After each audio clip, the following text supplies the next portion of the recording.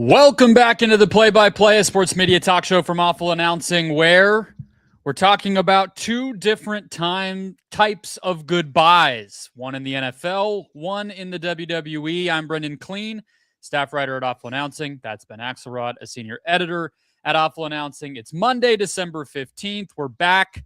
Hit follow or subscribe if you haven't already. We're here for you 3 times a week covering all things sports media. And we'll start with the Kansas City Chiefs, Ben, where the unceremonious official exit from the playoff bracket, let alone another Super Bowl, was made official on Sunday, as well as what could be a prolonged disappearance for the Chiefs from the kind of national NFL conversation because Patrick Mahomes tore his ACL. And this has been a storyline all year. The Chiefs have not been the type of team we are used to. They've been fluttering around 500.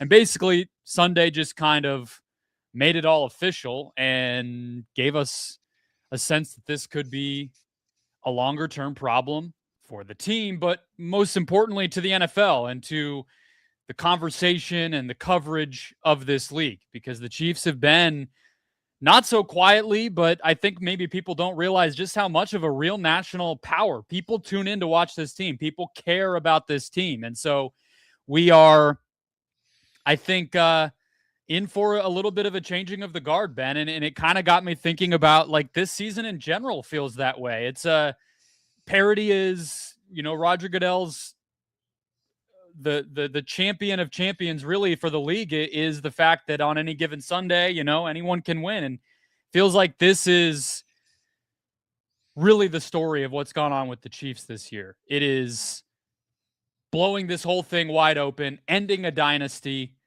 What do you think it means for the league?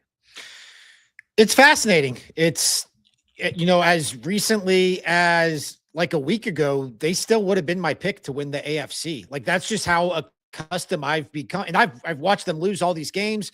I knew last year they were due for some regression. Like last year, they were getting really lucky and winning a lot of one-score games and just winning games that in a way that's typically not sustainable. But they have such equity built up with us, specifically between Andy Reid and obviously Patrick Mahomes, that it's just like, it's hard. Like, you put them on a field with anybody, you feel like they always have a chance. And this year it just totally swung the other way. And I think the parity point that you hit on, I think that's a great point, because just as somebody who consumes this on a daily basis, and because of this job consumes it through the morning ESPN shows, there has not been like one common narrative throughout the season. It's been a little bit of Chiefs, a little bit of Eagles, a little bit of Ravens, a little bit of Bengals, a little bit of Bills, a little bit of Patriots, like Cowboys, obviously. Like, it's just been all over the place. And even looking ahead to the playoffs, like, yeah, I guess now we have the narrative of like, it's now or never for Josh Allen.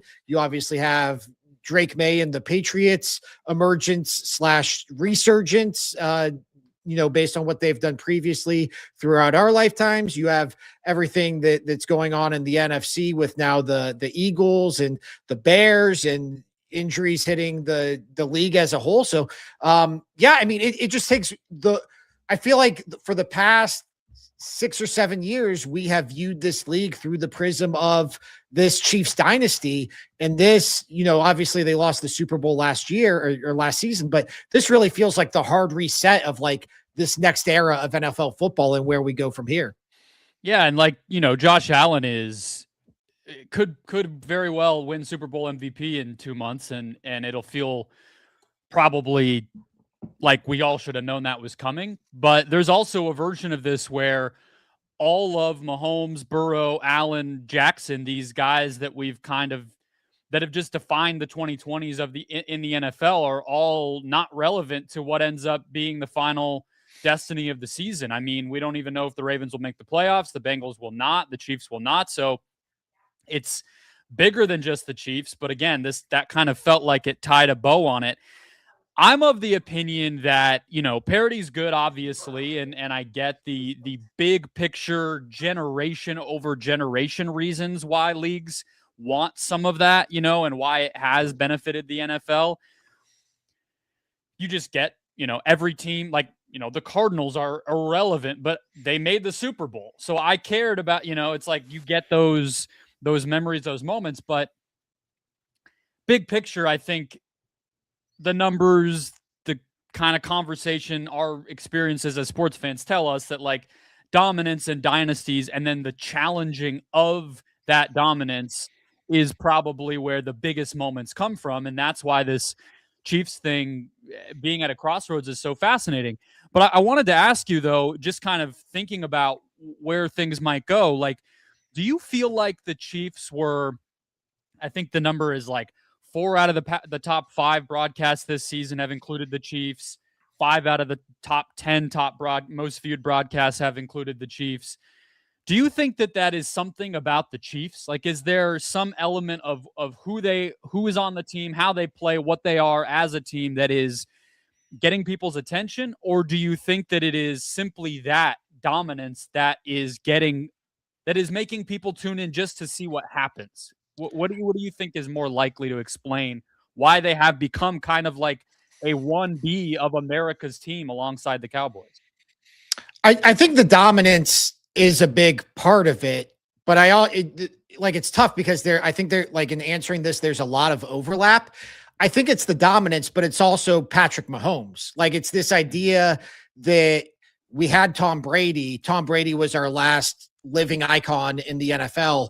And Patrick Mahomes took the torch from him. And they literally had, high profile AFC title games, Super Bowl showdowns with each other. And so the idea that we went it's literally like if there was an overlap between Michael Jordan and LeBron James, and you just got this passing of the torch, and you went from Michael Jordan's dynasty into a LeBron James dynasty. And so I think that because of that greatness of Patrick Mahomes, it added an extra element that we didn't even necessarily have with the early Patriots, the first 3 Super Bowls that the Patriots won. I think that was kind of just a dynasty by happenstance, whereas this felt like a team with one of the greatest quarterbacks any of us has ever seen, and they're rattling off Super Bowls. And I think the Travis Kelce, Taylor Swift thing, like that's a part of this. That is a mainstream crossover for not just the NFL, but North American professional sports that we just don't typically have. We typically don't have like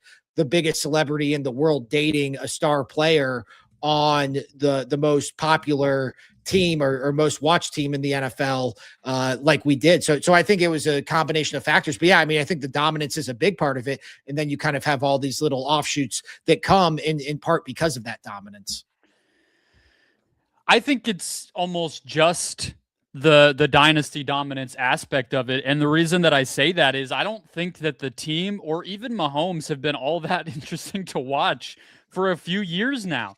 Like, I agree, but I almost feel like I agree that Mahomes is great and that he's one of the greatest players that I've ever watched. But I almost feel like that just kind of became like this carved into stone truism of sports talk that just we all kept repeating, but had become less and less true as far as what we would see when we would tune in. Like they beat Buffalo last year, right? Which feels even more like a miracle the longer that goes on since that game happened.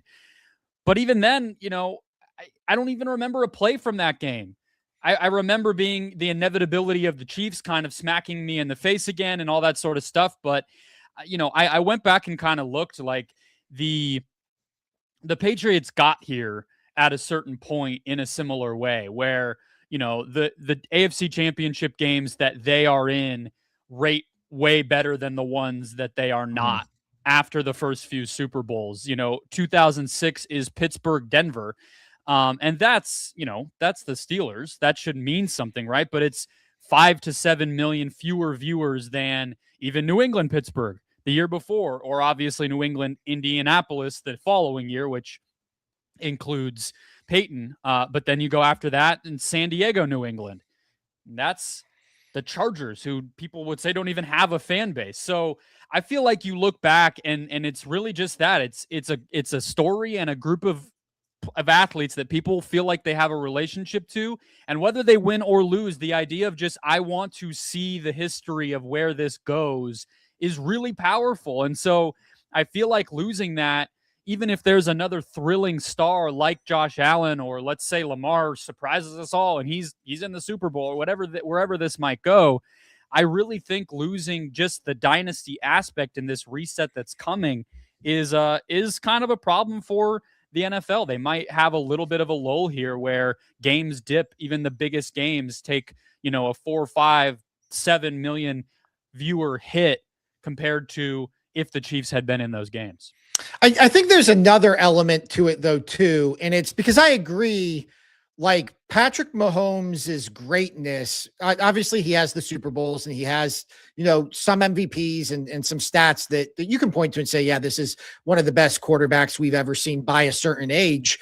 But like recently, like he hasn't been a top 10 fantasy football quarterback. Like there's been a dip in his production. I think there's been some, obviously now a major injury. We'll see how he overcomes that, but hasn't always seemed fully healthy. Like hasn't been peak Patrick Mahomes now for these last, I'd say 2.5 years.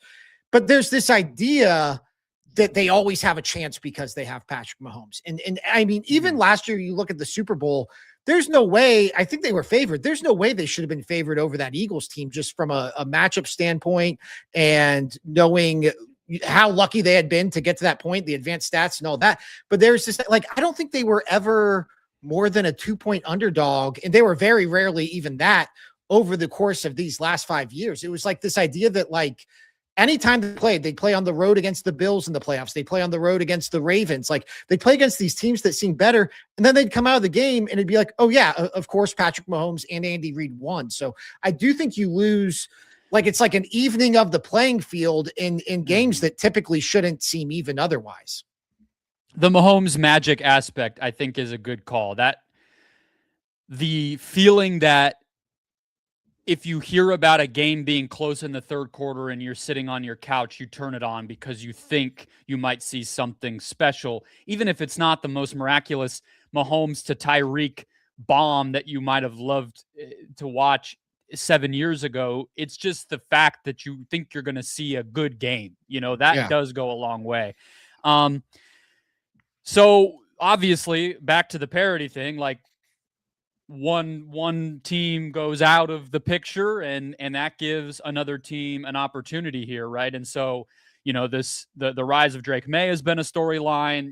We might see some combination of Aaron Rodgers and Lamar Jackson still poking around here. The Texans have come on. The Broncos, I don't feel like are going to be nationally interesting to anybody. No. I might be wrong there. Just, keeping on the AFC, and then the NFC, I think, is relatively more of the same of the usual suspects outside of Chicago breaking through. What do you feel like would be the best case scenario for the league and this like NFL content industrial complex of all of these YouTube shows and podcasts and websites that cover the league if we now know the Chiefs are not going to be there? And frankly, it doesn't even look like Philadelphia, and that kind of, I guess, like secondary pseudo dynasty thing that had been forming over there is also gone. Like what do you think people are rooting for? I mean, the best case scenario would be like Phillip Rivers in the Super Bowl. That would be if you want to just make a Disney movie on the field, like that would be the best case scenario. And we get another 13-3 Super Bowl. Yeah. I'm good on that. Yeah. Especially if we had Phillip Rivers down 9 with no timeouts and the length of the field to go with 2 minutes left. I think it's Josh Allen or bust.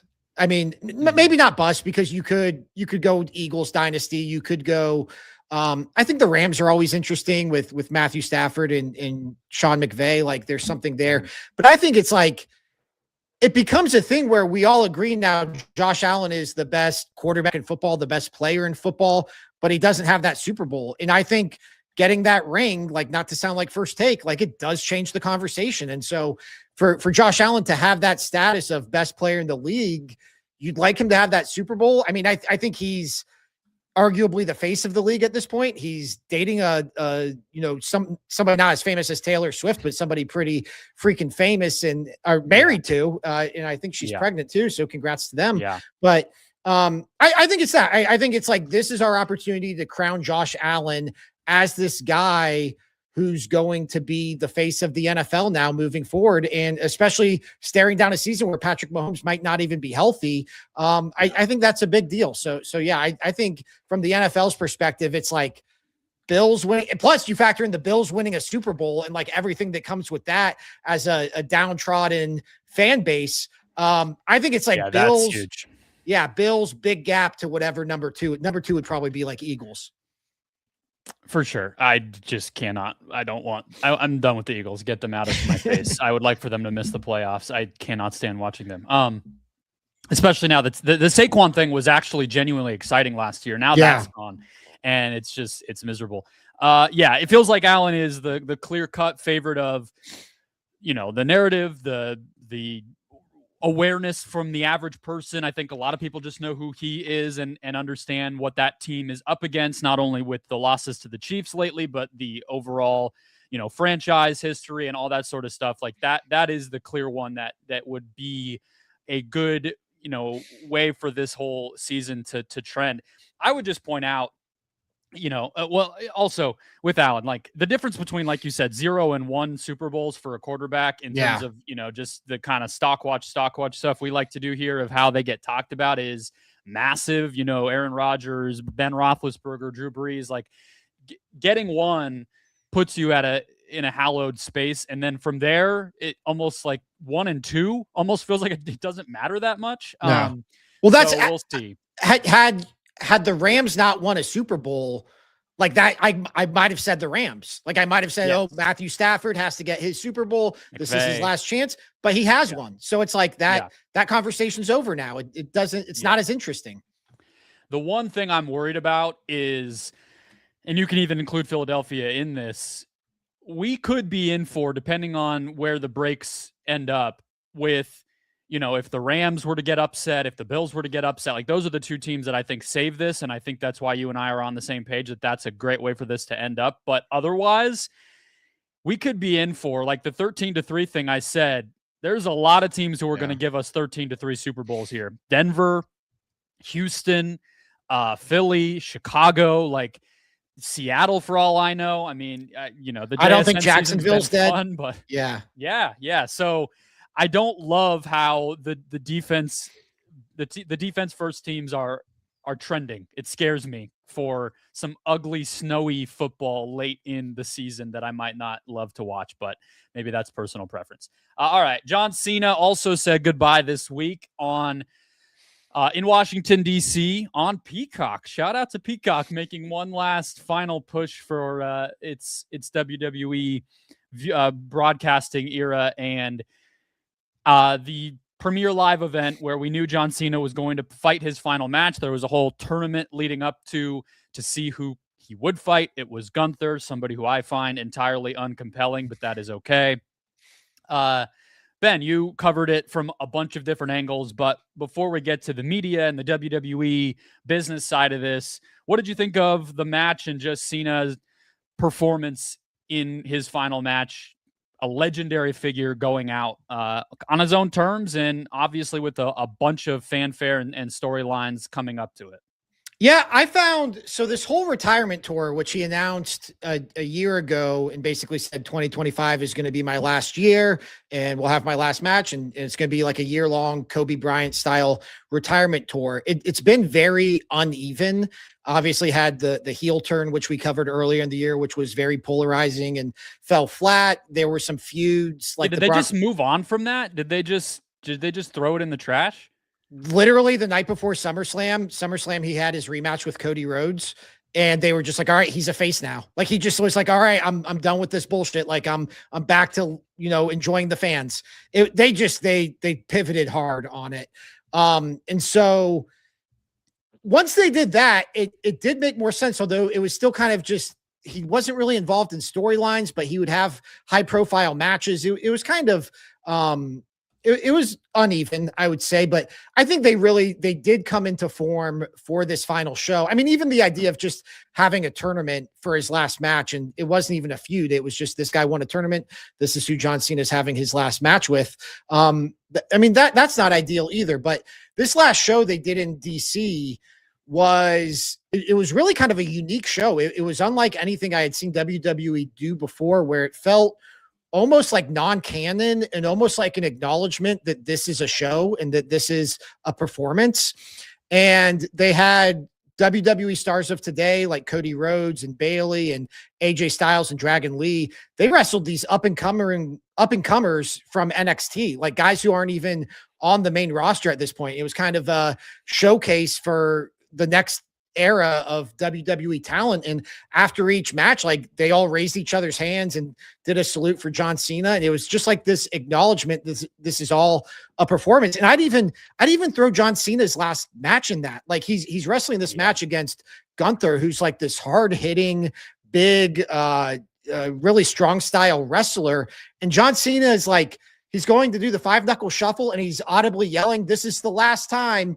And then even made like no contact on that one. I watched the highlights this morning right before we recorded, and I was like, I think his head was just kind of out of it. It was what it looked like. He was just so aware of all of the moment of it, which is understandable, but it was a weird match.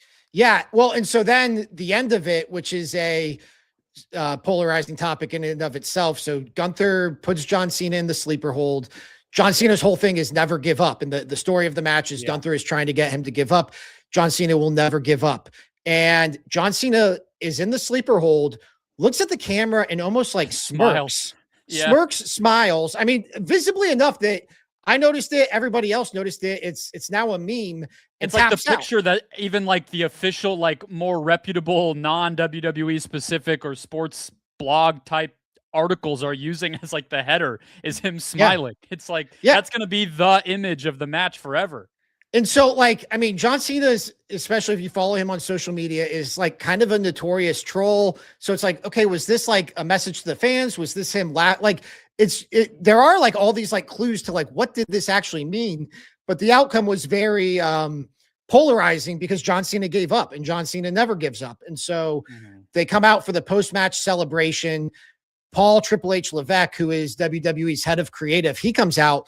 His creative has largely been applauded because he's very fan friendly. He gets like booed out of the building to the point that he even has to acknowledge it. And so that was like the big takeaway is you have this big show, this big retirement show, and the end of the match winds up getting booed because fans are so unhappy that John Cena tapped out. He obviously had a significant hand in deciding where that was going to go, though, right? Like this wasn't Triple H just blowing through everything to make his own personal decision. Like I feel like Cena had to agree to that. You would think, and I think so. John plays it very coy, like in these interviews. If you listen to the Bill Simmons one, he is very much like, okay, like these are my orders, and this is now I want to make the best of it. That's how he's an odd character in interviews. Yeah, very. I don't even, but I think it's like his personality. I don't even know if you think it's just an act to perpetuate the character that he has been in the ring, or I feel like he's just a kind of a different dude. I think pro wrestlers in general, and you've seen this with Hulk Hogan, you've seen this with The Rock. I think The Rock is probably the best comparison.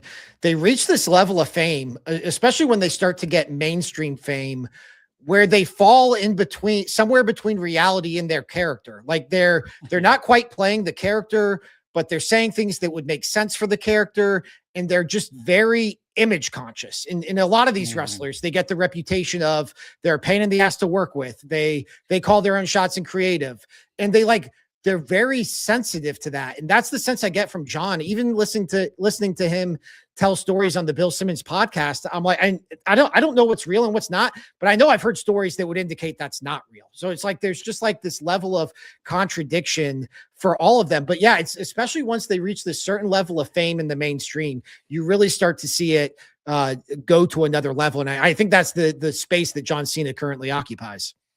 So I get the idea of him losing, and I think you rightly kind of summarized it in the article you wrote for Awful Announcing, where you said there's a history of superstars, even the most legendary guys from WWE ever, losing in their final match. This isn't like the first time we've ever seen something like this by any means. And, you know, it's a nice show of, you know, similar to the message that Cena's been giving in a lot of those interviews we're talking about. You know, I'm thrilled with where the company is, and I'm so excited that I've given way to this new generation and blah blah blah, right? So you're kind of like performing that by losing. But what was weird to me is, wouldn't you want to have him lose to somebody a little bit more representative of, something close to the next John Cena person to carry the mantle for the company than Gunther? I mean, he's not exactly at that level. It just felt like a surprising choice to go out that way. Like, I almost thought, okay, it's this big, strong guy. Like, Cena beating him would be that was where my mind was, versus losing to him. It's like, well, it's not like he's going to be this 25-year legend that does comedy movies and breaks through into the mainstream. He's just kind of another wrestler. So that was the weird part of it to me. Well, so John Cena has been passing the face of the company to Gunther, is what I'm saying. My counter to that would be, we already have the next John Cena. Like some form of Cody Rhodes and Roman Reigns is already the next John Cena. John Cena's been part-time and really, for sure, very, very limited since 2017. Like, he has been pretty away from the company. Like, I think Roman Reigns already kind of occupies the spot that John Cena filled as your mainstream crossover guy. And now Cody Rhodes is right now like the John Cena face of the company on every show. Every kid's favorite wrestler is Cody Rhodes. Interviewing Timothy Chalamet. Yeah. Like Timothy Chalamet, talk about knowing college football. That guy knows wrestling. Like that. I don't know if he studied that before or if that guy legitimately knows wrestling, but that guy sounded like he could talk ball with me, like, about pro wrestling, which is the greatest compliment I could give anybody. Open invitation to the play-by-play, of course, Absolutely. And so I don't think that, like, I get what you're saying.